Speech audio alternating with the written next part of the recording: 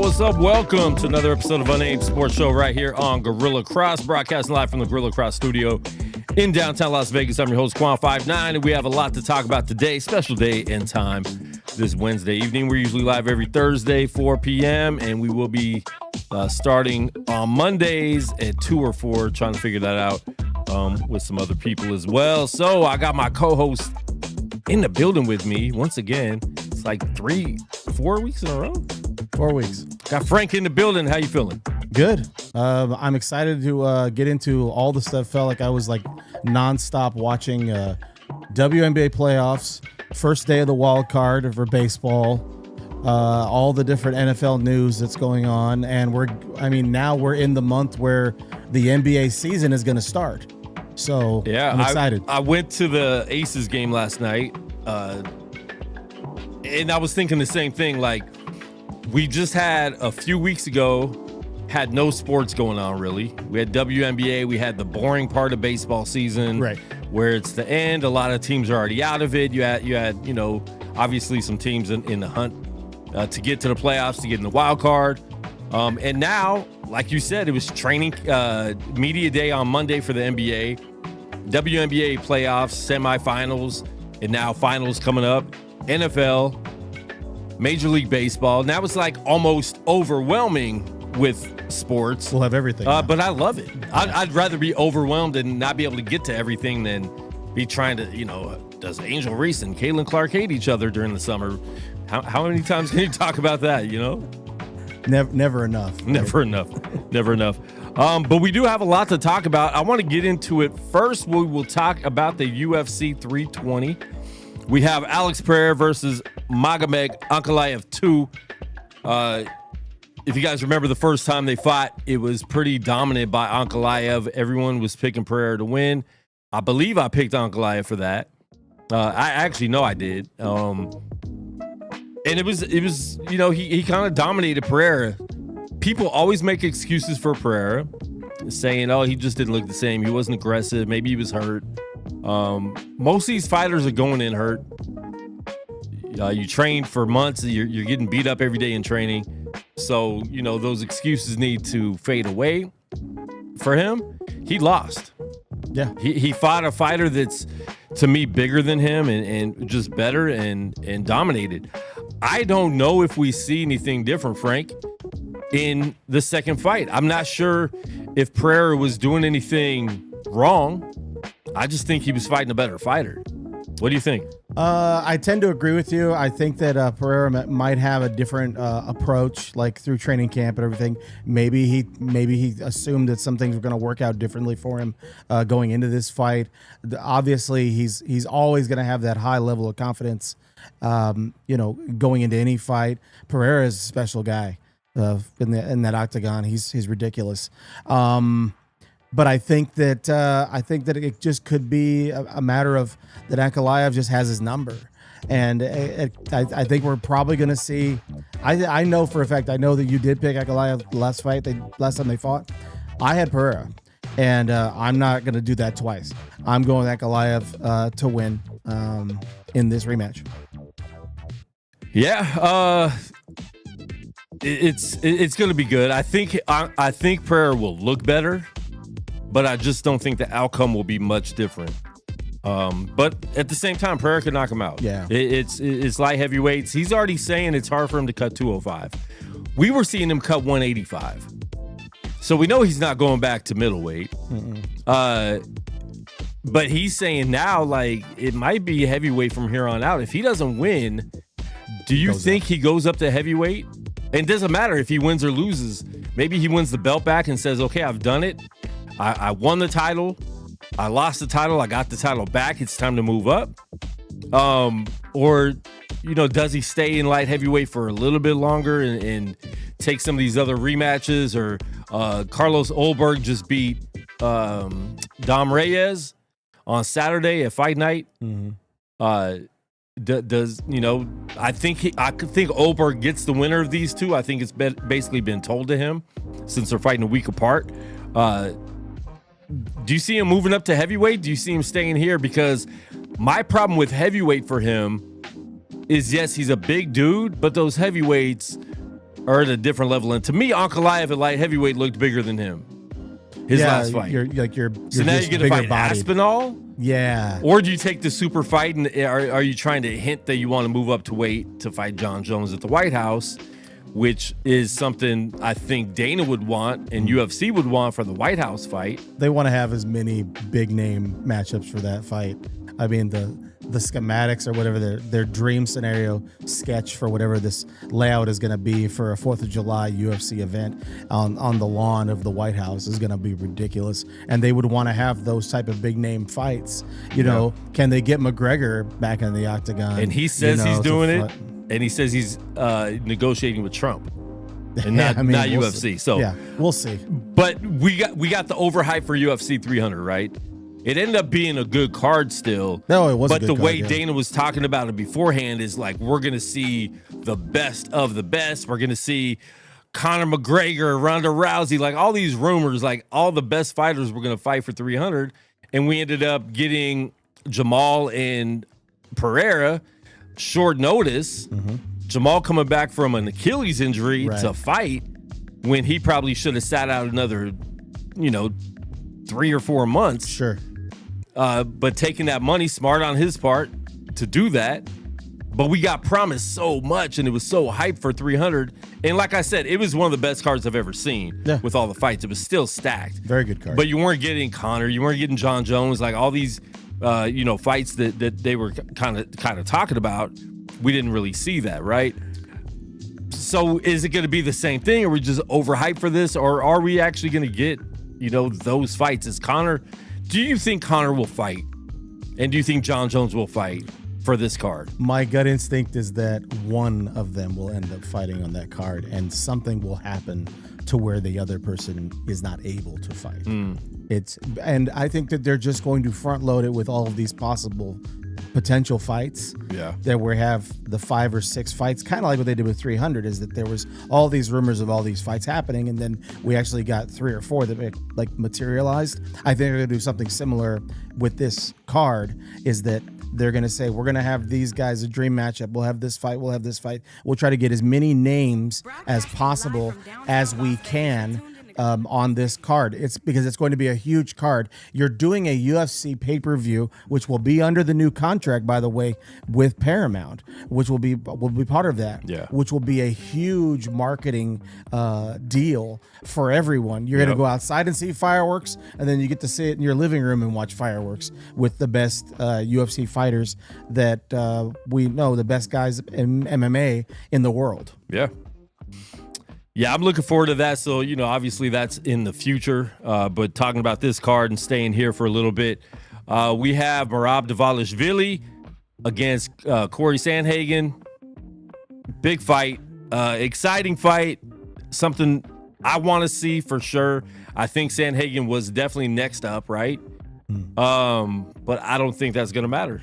I think Merab is on such a different level than any fighter in his division. I don't know who could beat him. I think when he loses, it's going to have to be him just not training hard or not wanting it enough anymore and not being hungry for it. I think talent-wise and skill-wise, I don't see anyone beating Merab. I think he's going to stuff him. Just the way he thinks, like he's thinking 5 moves ahead of what he's doing, right? Yeah. And he's so quick. He's so smart. And Sandhagen's really good too. Like he's a very quick dude. He reminds me a little bit of Dominic. I can't think of his name. Mysterio. No, I was kidding.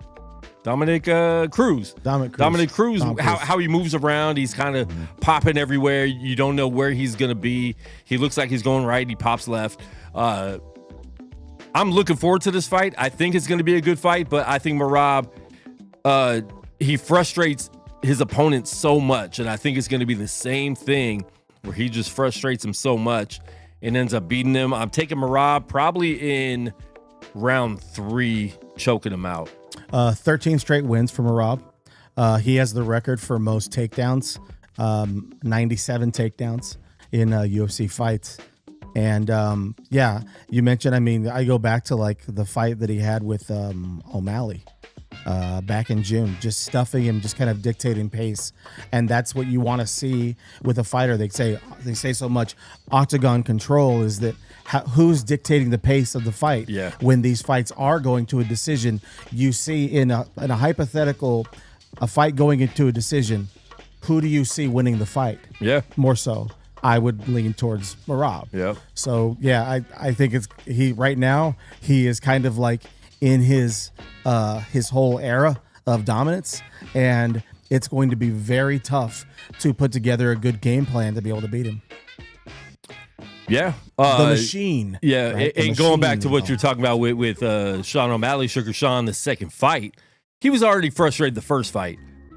He felt like he did enough in training camp and watch the first fight over and over again to come out in the second fight and have a new game plan. Mm-hmm. Merab is such a smart fighter that he knew he would try to come out and have a new game plan, but it didn't work.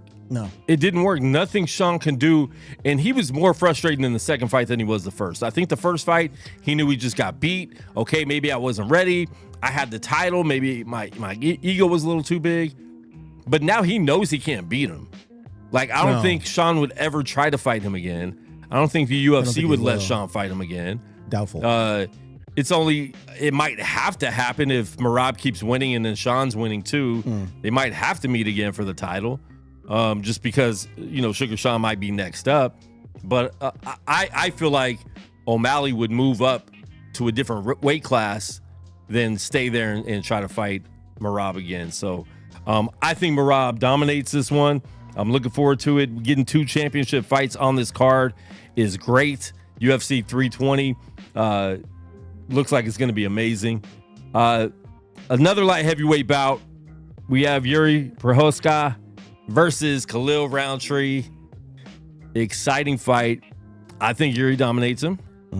I think Roundtree has been very overrated. He beat Jamal in his last fight.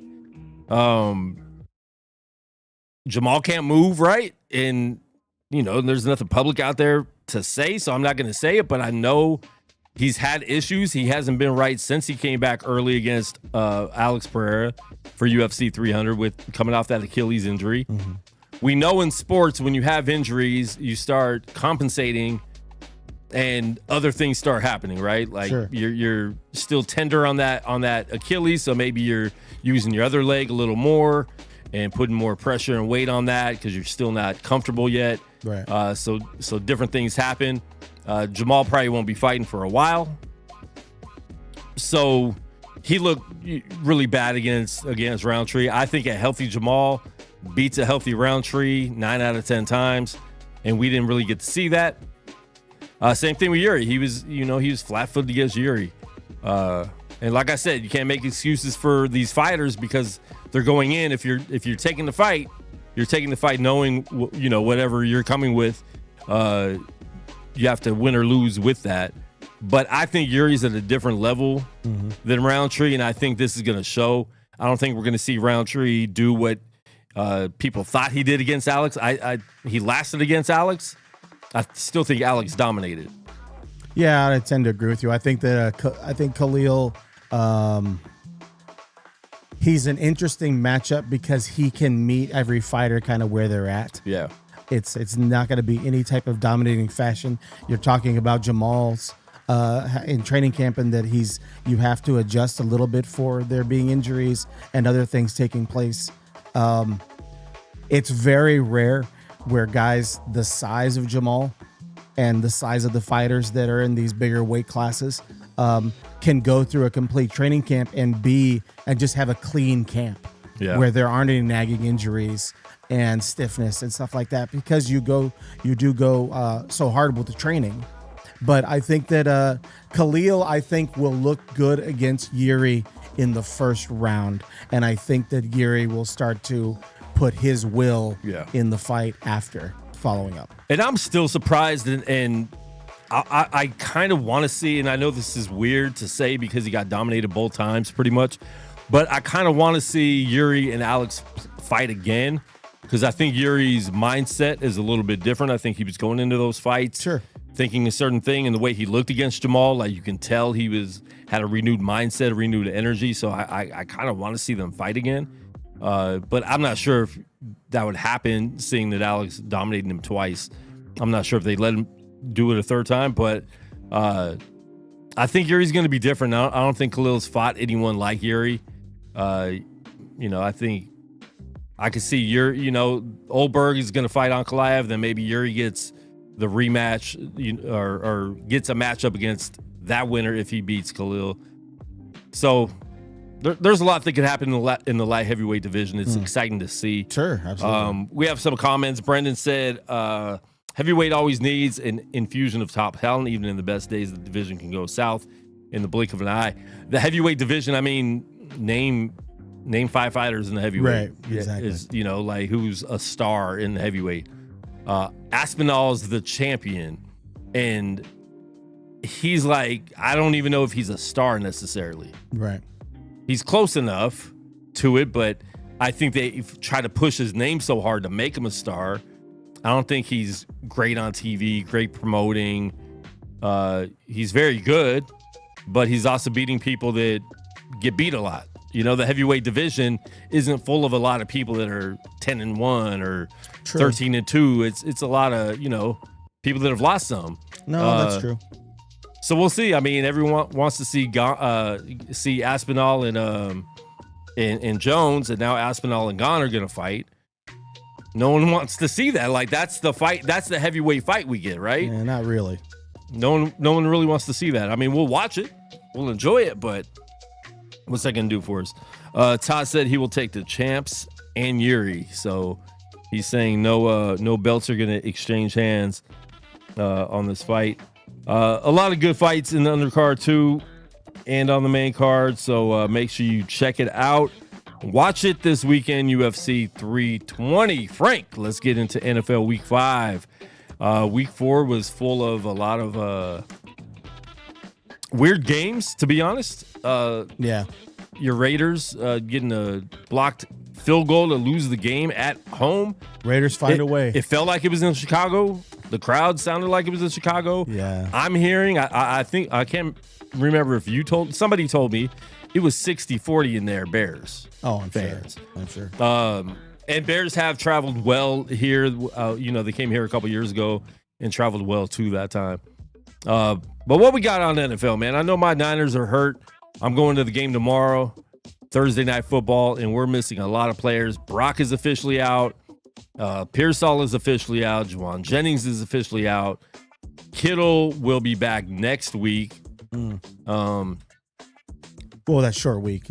Short week. So it makes sense. I mean, and Kittle had to stay out because he had to miss 4 games after being put on the IR. I mean, that's Thursday Night Football. You are going to be going to that game, as you mentioned, a little birthday celebration over there for you. Yes, sir. Are you going hanging out? You've been to SoFi before?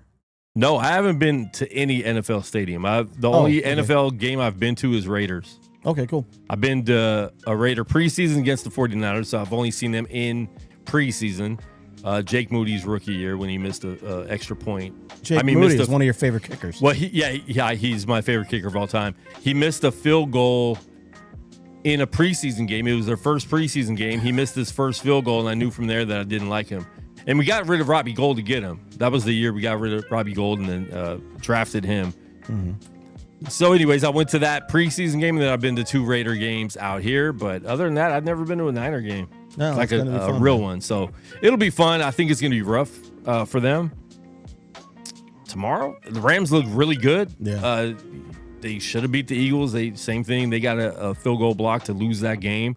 So they would be going into it undefeated, but both teams are going into it 3-1. The NFC West is kind of stacked right now. Everyone's 3-1. Arizona's 2-2, but they've been playing each other a lot. You know what I'm saying? Right. There's already been a lot of division games happening in the NFC West. So I'm worried about tomorrow. I hope it's a good game. I hope it's close. If 49ers lose with all these injuries they have right now, I'm not, going to be surprised. But since I'm going to be there, I hope it's at least a good game. I'm not going to lie, though. I've liked watching Mac Jones better than Purdy this year so far. Purdy didn't look great in game one. He didn't look great in his comeback game against the Jags. Not all the turnovers were his fault, but 49ers turned the ball over 4 or 5 times. And like I said, they weren't all his fault. Some of them hit some hands, but at the same time, when they hit your hands and pop out, sometimes it's the quarterback's fault because he didn't put it in the right place, right? Right. Brock, this is something that he did a lot last year too. He throws high all the time where these receivers have to jump up. Luckily, to save him from throwing other interceptions. But he just throws bad interceptions. And to me, Mac Jones has a way better arm than Brock Purdy. He's very accurate. He gets the ball right to the receiver. He is. And I feel like he can throw farther too. I'm not sure if that's true or not, but from watching him play, I've enjoyed watching him more than Brock. Brock can move better, but not with this toe. Like he's probably just sit him out the next 2 or 3 weeks. That's how I feel. If Mac Jones is going to be playing well, but at the same time, his knee's kind of messed up. So should they have just IR'd him when they were like put him in the IR when they were debating this thing? Maybe. Because it's a shoulder and a toe. It's hard to evaluate. But last week he looked good when he started, but then he did have a big run, and he didn't really run much after that, so I think he might have aggravated that toe again. Maybe. But with turf toe, that's something. I mean, obviously Burrow, it was an extreme case where he had to have surgery. Yeah. So it's something you don't want to mess with either. Turf toe is made to sound like it's not a big deal, but it's a huge deal, and it's a very nagging injury. Yeah. Situation. You don't even know how Joe Burrow is going to respond after the surgery that he's had, but it really it played a big part in shortening Deion Sanders' career. Just having turf toe. Yeah. So and he had to get a toe cut off. Yeah. He's got. I think he has more than one toe amputated. He has a couple toes amputated. Yeah. So Niners are playing at, as you mentioned, they're playing at SoFi Stadium tomorrow night, playing at the Rams. Rams are favored by 5. The total is 47. And I want to check that now with, it's 7.5 now. Okay. So I know you got the paper from yesterday, but with all these injuries being, official now, it's gone up to 7.5. Rams could blow them out. Rams look really good, but at the same time, we still have a really good defense. The problem is we keep our defense on the field too long, especially with turnovers. I think with Mac Jones, we're going to have less turnovers, and I think that's a good thing. Keep it close. I just hope we don't run Christian McCaffrey into the ground while all these other people are hurt. We got DeMarcus Robinson. He played last week, his first game with us. He looked okay. I think he had 1 or 2 catches. Former Ram, so he might know some of the Ram schemes. We obviously, with no receivers, are going to have to involve him more. Someone's going to have to step up as a receiver. Yeah, I agree with you. I think that what you're saying about Mac Jones is that I think he's going to make the most of the opportunity. And it's a division game. A lot of people were leaning into if the Niners play man, the Rams will pick them apart. The Niners are not going to play man. No. The Niners have switched into more zone style schemes ever since the Bosa injury, and really before that. Before he was injured, they were doing more zone style schemes. So it's not going to be a man situation. They're going to keep those guys in front of them. They've got a lot of skill position players offensively. They want to keep the Rams players in front of them. And I think this is going to be a close game. They're saying 7 now. That's up to 7 or 7.5. I would take the Niners and the points. I don't know if the Niners are going to win, but I think the Niners are going to keep it close. I think this will be a close game. And Niners, if they're going to compete for a Super Bowl, they're going to have to make a trade to get someone on that defensive line to replace Bosa. What are we, like week 8 is like the trade deadline? Something like that, yeah. And with the Bengals doing really bad right now, they look like they might be looking for another quarterback. We could see them maybe trade for Russ, maybe trade for Jameis. There's a lot of backup quarterbacks that could be starters on other teams. And I think Bengals are searching for that, but it could get to a point where Bengals are just done and not going anywhere. They might want to tank, and Trey Hendrickson might be available. And that's something that the 49ers could pull that off and get healthy. him. Yeah. He was limping around a little bit against the Broncos. Yeah, but they need to do something because they had nothing, on the defensive line. They weren't getting to Trevor Lawrence at all. Yeah, it's hard. I was gonna go to the London game, and I know you wanted. Yeah, let's go to London. I know you're loving London. The Vikings staying over there across the pond, taking on the Cleveland Browns. I don't know if Cleveland loses, that they just have to stay in London, or what exactly is going to happen. This is a 6:30 game. You're going to get up and have your scrambled eggs. No, there was a 6:30. There's a 6:30 Ireland game. I'm like, I'll catch the. That didn't happen. No, you didn't get up to watch the I'll game? catch the final score. Yeah, same. There's times. I mean, if it was teams I liked, I would. But it's just hard. I mean, if I'm awake at that time, if I just wake up at that time, I'll turn it on. But I thought you were going to bed at 6:30. I thought you'd just be awake. No, not anymore. Oh, all right. I'm Vikings, getting older, Frank. We got to get our sleep. That's true. We have to get rest. I just go to sleep. I'll be talking to people. I'll fall asleep. The Vikings are favored by 3.5 over there in London. This is considered a home game for Cleveland. Total is set at 37. Vikings are favored by 3.5. Yeah, give me. Oh, actually, Vikings don't look that good right now.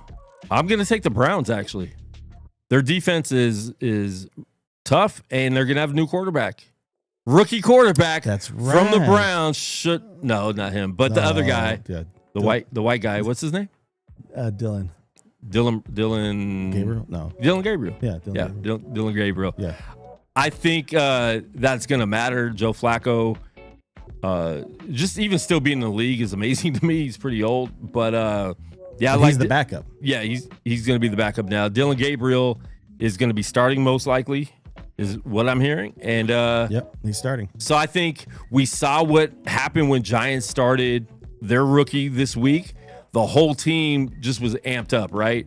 Dude, they were hyped, and it looked like a new team. He looked good, and then Malik Neighbors got hurt. And them neighbors got hurt with on that turf that everybody gets hurt on. Yeah. So I like the Browns in this one. Their defense is too tough, and if their offense could pull anything off, they're going to win. Okay, I was going to move to the most who you got? I've got the Browns. Okay. At home. London. At home in London. The most exciting game of the week last weekend was this overtime game where they set the record for points scored in a tie. Cowboys-Packers on Sunday night. The Cowboys are journeying to MetLife Stadium to take on the Jets. Cowboys are favored by 2 in New York. The Jets are 0-4. Do they go to 0-5 in this situation? Jets are dumb. Okay. Watching them on Monday against Miami, who's not a good team. We saw Tyreek's leg go in 5 different directions, and he got pulled out, so one of their best players was gone. They just make dumb plays. They didn't handle the end of the game right. They're just not and they have good players. That's what I don't get. And I actually like their coach. Yeah. But I don't know, man. I don't think Jets can win a game. All right. Well, that's like leading into my game. I'm gonna bring up to you in a little bit. We're gonna play a game, okay, a little bit. But yeah, I'm leaning the same way. I think the Cowboys could go on a little bit of a run. They're playing at Carolina the week after. They've got some winnable games over there in Dallas. They're gonna be playing Washington. Who knows what's gonna be happening with Washington? That'll be a home game. Then they go to Denver, and then they host Arizona on Monday night on November 3rd. So the Dallas Cowboys could be going on a little bit of a run here. You know they can score. But yeah, I'm going to say Cowboys on the road probably win that. Let's do the Raiders, Colts. Raiders are going to be traveling to Indy to take on Indiana Jones and the team that everybody seems to be falling in love with in the AFC. The Indianapolis Colts are favored by 7 points. What do you think about the Raiders at Indy? Raiders are horrible. They are. Even though they almost were able to win that game, they still lost it somehow. It's gross. They should have won it, but they shouldn't have even been in a position to win it. I think that was just a testament of the Bears not being that great either. But Geno Smith just gives the other team the ball way too much, and he doesn't look smart. I think we might see a quarterback change there in a couple weeks if he doesn't start doing better. People keep expecting. Geno had a year and a half that was good, right, in Seattle. And people act like Geno's been good forever. They forget who he was before he got to Seattle. He had that Monday night game in his first game as Seattle's quarterback when Russ went to Denver, and they played at Denver, and they ended up beating Denver. They beat Russ. And it's like, big speech afterwards, and everyone, oh my gosh, Geno. He ends up having a really good year that year, and then looked okay the next year, and really wasn't that good after that. And so I think Raider fans were expecting like the Geno that came there on that Monday night and was hyped, to play and had a good season. But this is the Geno that I'm used to. So everyone's saying, I don't know what's wrong with Geno. This is Geno to me. We've seen this. This is the Geno we've always seen. Yeah, I tend to agree with you. There's something about this Colts team. The defense is playing pretty well. Offensive line seems to be in good shape. They're giving Daniel Jones time.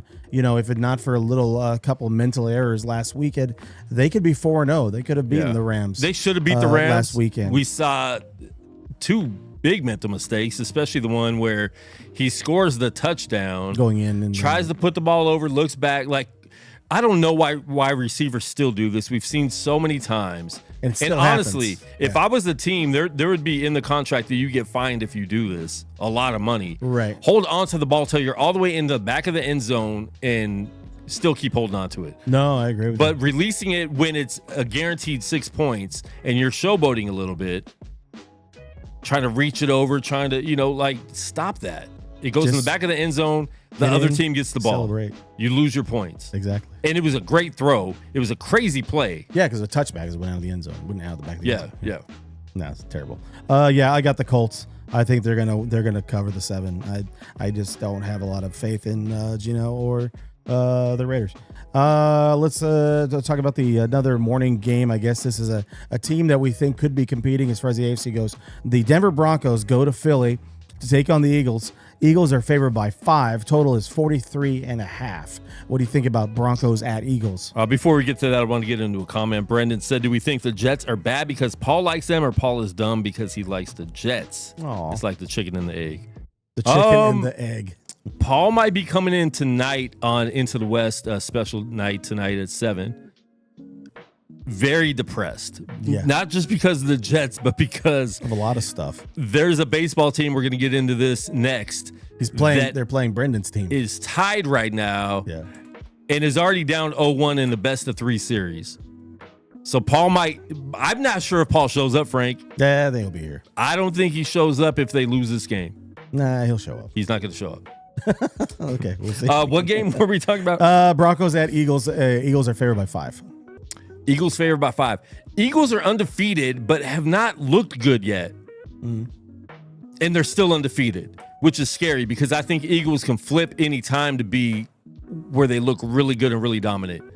But at the same time, if they keep playing this way, they're going to start getting taken out. I don't know if you remember 2 years ago when they went 10-0, 11-0, something like that. And then it's a free fall. And then they lose to the 49ers and then don't win a game. They might have won one game the rest of the season after that. This is kind of reminding me of that because they didn't look that good that year either, right? Yeah, they were winning. Everyone's like, well, they're 10-0. I'm like, yeah, but there's something about them that doesn't look right. They end up firing most of their coaching staff. Right. No one thought they would even make the playoffs last year because of how bad they finished the year before, and they ended up winning the Super Bowl. So are we gonna flip to get the Super Bowl team, Frank, or are we? I feel like we're gonna get the Eagles team from 2 years ago where they're overconfident. They won the Super Bowl, but they don't look good, and then they start getting got by some of these teams like Denver will. I think Denver wins this game, and then you start seeing the downfall of the Eagles. Well, I mean, the thing about it is they're 4-0, and they have looked bad in a lot of these games where you're like, well, they should be losing this game. How are they up? How are they up in this game? Yeah. How are they still in this game? You know, with the Rams case when they came back and won that game. I think this is like one of those seasons for them where they're just kind of like they're learning how to win when there's expectations on them. And this is a team that could be growing week by week. Last year, remember how bad the Chiefs looked during the regular season? They couldn't get any offense going, and they got back to the super duper. And Chiefs has done that a couple times. And this could be something similar, I think, with the Eagles. They're finding a way to win, and it's just eventually things just start to click, and they end up winning. I think this game is between the Chiefs and Eagles, though, is the Chiefs have the number of the top AFC teams. Ravens true. can't beat them. Bills can't beat them No. when it comes to the playoffs. No, In the NFC, there's too many good teams in the NFC. absolutely. So I just don't think Philly could play like this and think they're going to beat an NFC team in the playoffs playing like that. Probably not. Well, not back-to-back weeks. Exactly. Probably not. Yeah. So as far as the 5 goes, I'm gonna say I like the Eagles to win the game, and I'm gonna say the Broncos keep it close. I don't know if I don't think the Broncos win. I think the Eagles move to 5-0, but the Broncos cover the 5. Broncos won Monday, right? Broncos won on Monday, like It was an ugly 28-3, I think, or 28-6. I mean, Yeah. So, yeah. But even that, Bo Nix was in the game way too long. he was. Why do you have him in when it's a blowout? But real quick, going to baseball real quick, just because Yes, of a sir. name. Jazz Chisholm might be the greatest name in sports. Yeah, it's pretty great. I just love that name. He's Name a great. better name. Jazz Chisholm. That's it. It's like you just are smooth, right? He is. You could be a And- baseball player. You could be any athlete. Actually, you could be a pimp. You could be a musician. Like that name could be any That athlete. name goes You for could be a anything. pimp. You could be a baseball player, a basketball player, a pimp, a football player. There you go. All those things. But we'll get to baseball in a minute. That's top 4. Yeah. So I'm going to pick a couple of the afternoon games here for you. Okay. Well, here we go. This would have been really exciting had they been healthy. The Detroit Lions going into the jungle in Cincinnati to take on the Bengals. The Bengals had just lost 28-3 on the road. The Lions are favored by 9 at Cincinnati. Do you think the Bengals can get some home cooking and put a better effort together? Or do you think the Lions come in there and blow them out? Well, I think they could, but they won't. Yeah. Lions blow them out. I think Lions win by 20 or more. Okay. It's 10.5 on ESPN's Yeah. That's right not now. Give me the Lions. good. Yeah, I tend to agree with you. I think the Bengals look like they're lost, and their defense was already bad. We already knew that. Yeah. The offense was the thing holding them up, and obviously you've lost Joe Burrow. Jake Browning again is a serviceable backup, but he's not the guy that's going to be leading you week in, week out. We mentioned him last week that there weren't going to be a lot of teams that are trying to sign Jake Browning to be their quarterback. So yeah, I would say the Lions probably go into Cincy and the Battle of the Kitties and go in there and they beat Cincinnati, and I think they cover the 9. Sunday Night Football. So it's kind of like an unofficial holiday for us on Sunday is to watch Sunday Night Football. The New England Patriots, the Fighting Drake Maybes, are going into Buffalo to take on the Buffalo Bills. The Bills are at home, favored by 9. What do you think about that? I got 7.5 on my end. Oh, on it ESPN. might have been a course correction. Buffalo had their struggle game last week. I don't think they're going to have 2 struggle games in a row. They're at home against a division rival. I think they beat them handily. New England's good. They are a lot better, but they're still not a playoff team to me yet. And Buffalo's on a mission. They're one of the only undefeated teams left. So give me Buffalo. Give me the points. Give me the total also. Yeah, 50 seems like that's going to happen. I think this game is actually a little close early on, but I think the Bills pull away and they win by double digits. I would lay the points with Buffalo, lay the 9 points. Shout out Dave. And Drake May's looked good. He has. I like Drake. Yeah, I like Drake. I think May. he's a good fit. You over like there. Drake or you like Drake May? I like Drake May. Oh, okay. There you Yeah. go. All right. So last game of the week for week 5, we've Look got at Jazz, man. Yankees. Ooh. Safe. Yankees just took the lead. The All right. pimp. The Kansas City Chiefs journey to Jacksonville, Florida, to take on the Jaguars over there. The Chiefs are favored by 3. Total is 45.5. Jags, although they beat my team, they do some stupid stuff too. Niners had one of the worst games they could possibly have and only lost by 5. Yeah. They made major mistakes. They gave them the ball 4 times. Niners looked really bad and only lost by 5. Jags are talented. They have a nice defense. I actually like their defense a lot. They have players on the offense that I like a lot. There's just something about them that doesn't seem right. I don't know what it is. Trevor Lawrence could be great, but for some reason he's average. Okay. He does great things in games, but then there's just some knucklehead things he does. But I'm not a huge fan of KC this year. I just don't think they've looked great. They're going on the road. I'm going to take Jacksonville because they're better than they've been, the past couple seasons. But I think this is a big game for them. I think if they don't make the stupid mistakes, they could beat them. Yeah, this is like an experience thing for me. That the Chiefs have the experience of being in a situation like this. I think that the Chiefs win close. And if you're laying the 3, if you think they're going to, if it's going to be a close game, then you're saying the game is basically a push. I would lean more towards the total on this game, and I would take the over in the 45.5 because I think there's going to be some points scored. I think this is a game where the lights are bright. It's a Monday Night Football game. Everybody's paying attention, locked in. I think that there's going to be a lot of points scored and some special teams stuff going on. Also, we're going to mention this is the first week of bye weeks. Chicago, Atlanta, Pittsburgh, and Green Bay all on bye this week, the first week of bye weeks. I would hate to have an early bye week. Niners usually get week 9 or 10. Yeah. That's perfect to me. I still don't think bye should start in week 5 already. Like, you're only a month into the season. Yeah, I'd like it if they would wait another week or two, but I mean. But then everyone has to have a bye, so you got to get them in somewhere. You can't have 5 games on TV. That's true. Well, Pittsburgh's on bye because they were in Dublin last week, so they're giving them the rest. And then, but that's smart though, because there's been times they haven't done that, and even keeping the Vikings out there, to be able to go play in London, back-to-back weeks. They might have been debating whether or not they're just going to keep the Vikings in Europe. Yeah, might be smart. Yeah, they're moving permanently to in Finland.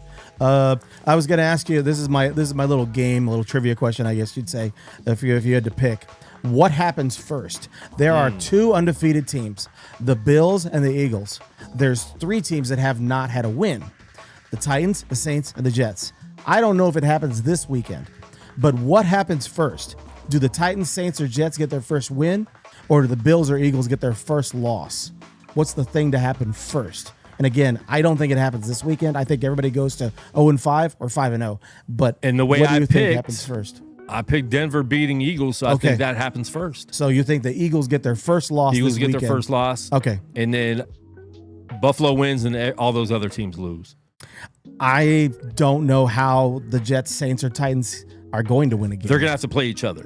They would have to play each other. And I'm not sure if they do. I don't think they do. Yeah. That's rough. It would be maybe the Titans and the Jets play each other. I'm not really sure. I've got to look. Well, no, the Jets and Saints will play each other because the Saints play the Bills. So they do play the South. Yeah. So they will play each other. Yeah, someone will have to win. Somebody's going to have to win. Yeah. Yeah, I think they all go to 5-0 or 0-5 this weekend, but I think it's not going to last long. I think the Eagles will or the Bills will lose a game in the next 2 or 3 weeks. All right. That's what I got for NFL. Yeah. There we go. Moving on to WNBA. Crazy game last night. I don't know if you were watching it, Frank. I watched the whole thing. Being in the building, it's crazy. And Indiana was pretty loud. There were some loud Indiana fans to start. And Indiana's going to be a really good team because they're missing some players. They're missing Caitlin Clark, obviously. They're missing someone else. And then one of their girls, what's her name? She went out in the 4th, I believe. Or was it overtime? When she got hurt was early in the second half, I think. I think it was the 4th quarter. But it was such a weird play. I kept watching the replay because we don't know what's going on in the arena, right? They cover her. They cover their players. It's weird what they do in the WNBA, but they put towels around them, so it looks like they're dying. And so I go on my ESPN app. I start watching the game, and I rewinded a little bit to see what happened. And she made a move, and then she stopped. There was a foul on a legal screen. Mm-hmm. And then she walks, takes a couple steps, and I don't know if her knee buckled or what, but she just falls to the ground. Yeah, and she did go to the hospital. And she's down there for a while. Yeah. So I don't, something happened, and I don't know the final diagnosis for it. I'm not sure what happened, but they were being really extra cautious because she did go to the hospital. She's still here in town at the hospital. And then right before that, Chelsea Gray went down, and we know her injury history with tearing ligaments and stuff like that. Right. She missed, the finals a couple years ago because of that.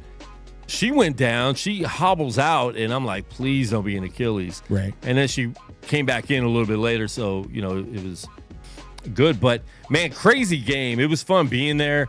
If you don't like WNBA, I know we kind of joke about it sometimes on the show, but it is very fun to watch. 10-minute quarters are always nice. I wish NBA could do that, but I think it's a little late to do that now with all the records and minutes and stuff like that. I know Adam Silver's talked about that, but I just don't. I think it messes up, the history of the game with all the records. So you got to kind of keep it. But it was very intense. They were trying to hold on to that lead so hard, and you could just feel it slipping away.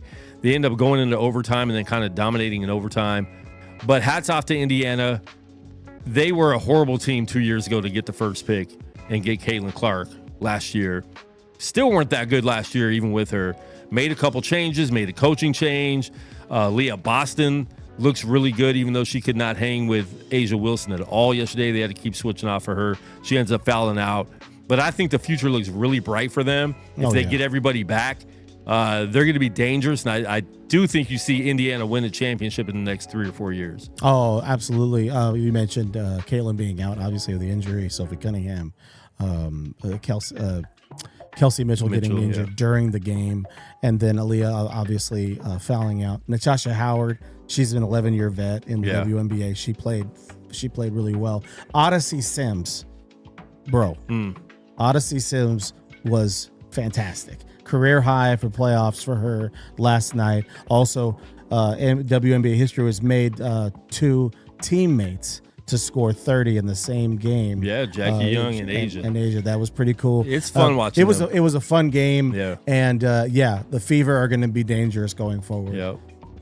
But Phoenix, the good thing for us is we get home court advantage in the WNBA finals because Phoenix took out Minnesota, who obviously had an injured player and somebody that had a statement to the commissioner. Yeah, Collier, yeah. When the star players start complaining about the commissioner, it's not a good look. No. And I'm not sure when Engelberg's contract is up, but the coaches are frustrated. I think the owners are getting frustrated. Not just with the play, with the refs are bad. There was a lot of bad calls last night on both ends. Yeah. WNBA refs are bad. Mark Cuban put out a statement talking about, well, these people are trained in the G League to end up being they're not really being trained properly. And so then they come up to the WNBA and the NBA, and it's like you're seeing that in the play. But could this mean a major change in the WNBA? CBA's coming up. CBA is going to be the end of the month. You have a WNBA lockout. It's horrible for the league that is trying to stay alive. They don't want that. They can't have that. Another league will form somehow. Yeah. I don't know if NBA steps in. I think NBA is sick of doing stuff with the WNBA. Like for them, like you're on your own. We've helped you enough. I don't think the NBA wants to step in, but the CBA might require a change of commissioner, Frank. I think that definitely could be coming. She didn't really seem the commissioner. Again, her name was Susie Engelhart, I believe her name, something like that. She didn't really defend herself, is what it sounded like. When the Collier was making the statement that she was making. You are in a partnership with these franchises. You're working with these teams. You play. I'm not doubting her abilities or anything like that. I don't know the person. I don't know anything about her really.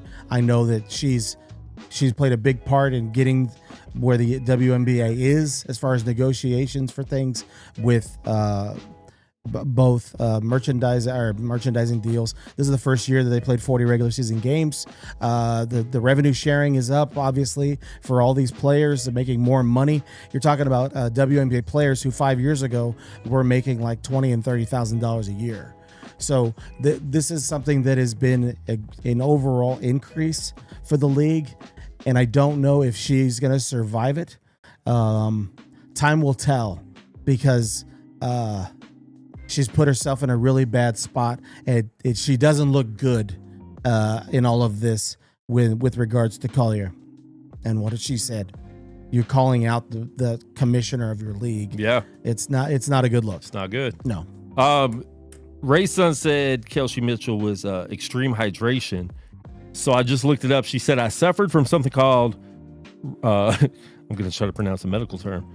We've never done this on the show. Rhabdomyolysis last night. My muscles stopped producing and reached its maximum capacity. I went into a sense of numbness, paralyzing feeling with no movement from my lower extremities for up to 5 to 7 seconds. Because my muscles stopped producing positive blood to my bloodstream, my body locked up from a physical standpoint, and from there, fatigue and cramping settled in. I panicked because I began to think the worst, and I felt like I couldn't move. I mean, that's scary, dude.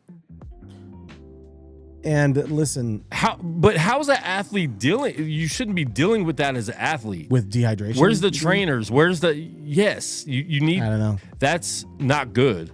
No, it's not a good look for you. If like you got to leave the game or something because you have like severe cramping and being dehydrated. And we saw LeBron do that in the finals, but this, I mean, they took her to the hospital because she couldn't move. That's wow. That's not good. That's not good. Yeah. All right, World Series, Frank. Let's get into some baseball before we wrap up. And then next week, we're going to talk a lot about NBA because there's a lot going on in training camp and all that. Exactly. Where's the Gatorade, Ray, son? Give her some Gatorade. Get her some electrolytes, man. dog. Get her some Pedialyte, something. Yeah, for World Series picks, I mean, I was looking at like odds. This is as of today. They factored in the teams that had lost yesterday. Right now, the top favorite to win the whole thing is the Dodgers at plus 375. After that is the Phillies, the Mariners, and then the Brewers and the Blue Jays are both in that 700 range. Then we've got Cubs and Yankees and Tigers are both at 14-1. So, yeah. I don't know. I think that... My bad. They're okay. I have you look over at me and I'm adjusting your camera. I need an intern in here during a Unnamed Sports Show. You gotta get one, yeah. So if anybody wants to intern and help us out, because I'm doing cameras, I'm doing everything. So I'm we'll behind bring the you boards. Gatorade. We'll bring you Gatorade. Yeah. Rayson, if you want to intern for us, bring you Gatorade. That's right. Who do you like to be your matchup for the World Series? Who do you like to win the whole schmur? You're going to switch hats real quick? Dodgers looked dominant last night against the Reds, which isn't saying a whole lot. But I don't see who could beat the Dodgers. I think Dodgers is going to be very hot. They're going to end up playing the Phillies if they beat the Reds tonight. I'm very upset, Frank. I'm sorry. Why couldn't they be a day away, right? Because I'm going to be in LA, so I was hoping there was going to be a Dodger game on Friday, and there's not. I would love to go to a Dodger playoff game. Right. If the Dodgers win tonight, they don't start divisional series until Saturday. Well, and even if they win tonight, or even if they lose tonight, they go to Cincinnati to play game 3. So they still wouldn't be, playing at home. But there's a Laker preseason game in Palm Springs, so we're thinking about that. I just don't know if I want to spend that money on Laker preseason. I'm not sure how much Luka's playing, and LeBron's already doing the, wanting to sit out for. I would sit LeBron out for most of preseason. Now, there's no reason to play somebody who's been in the league for 23 years. But Dodgers and Phillies are going to be a really good matchup. We got the Padres and Cubs. It's tied 1-1 right now. The Cubs won today. Padres won. Padres won today. Padres won 3-0. Okay. And then the Guardians won this earlier this morning, 6-1. They tied that up. Yeah. So that series is a 1-1 as well. Mariners got the bye. Blue Jays got the bye. Brewers got the bye. And Phillies. And Phillies. Yeah. I mean, what I want to see is either New York or Boston versus LA. Mhm. I think either of those are going to be great matchups. Either one of the teams, to be honest. All right. So that's going to be my pick. This game we might know before we leave the show, but right now it looks like the Yankees might win it. Yeah. Tie that up. Yeah, top of the ninth, 2 outs. So it might be tied up. Yeah, I think Padres they responded and they're able to win today against Chicago. The Padres have a pretty solid bullpen, and the closer, I think it's Mike Miller, I think his name is, something like that. Yeah, he played for the Heat. Yeah, that's it, Mike Miller. Yeah, played for the Heat. They're solid. I don't think the Padres are going to be competitive, and but in the NL, I think it's going to come down to either the Phillies or the Dodgers. They're probably going to be playing each other in the next round. So the winner of that series, I think, wins the NL. And then as far as the AL goes, series tied 1-1, New York Yankees and Boston Red Sox. So everybody that won yesterday lost today. So far. I hate seeing this in a wild card round, though. Yeah. This matchup, you mean? This matchup, yeah. I think that the Yankees definitely have a lot of pieces to where they could compete and win the AL. But at times, you're talking about Max Fried yesterday, potentially for them to make a World Series run. He's got to start 6 or 7 games to win. And he started yesterday. He pitched a gem, and they lost. Yeah. So I think that is definitely going to be a factor going forward. They have all the bats and all this hitting and whatever, but it comes down to how can you stop people from hitting and getting on base. So, in the AL, I'm actually going with Seattle. I think Seattle is going to win the AL. Okay. Yeah. Wow.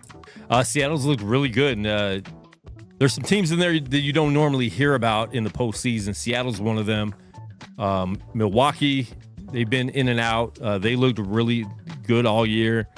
So I'm looking forward to the playoffs, man. It's fun. The wild card's fun. I don't like when my team's in it. I think it's very dangerous having a 3-game series. I wish it was a longer series. Might as well take 5 games off the regular season and let us have a 5-game series in the wild card. The owners don't lose that revenue though. Yeah. they don't want to lose those. Yeah. They don't lose all the hot dog money. Yeah, exactly.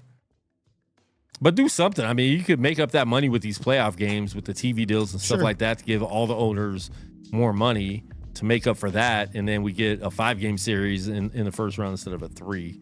I don't like that. Well, I hated the one game to determine the wild card. That was bad. That was horrible. So this is better than that, but it's still an issue. Yeah, but I'd rather see more playoff baseball than 165 regular season baseball games. Fair. You know? Yes. Agreed. But all right, man. Watch UFC, watch sports. There's a lot going on. It's fun. We couldn't even talk about NBA because there's so much other sports happening. But check out Frank tonight, 7 p.m. on YouTube, 7 p.m. West Coast time at Into the West Comics. They're going to be talking about some comic book stuff. What you got tonight?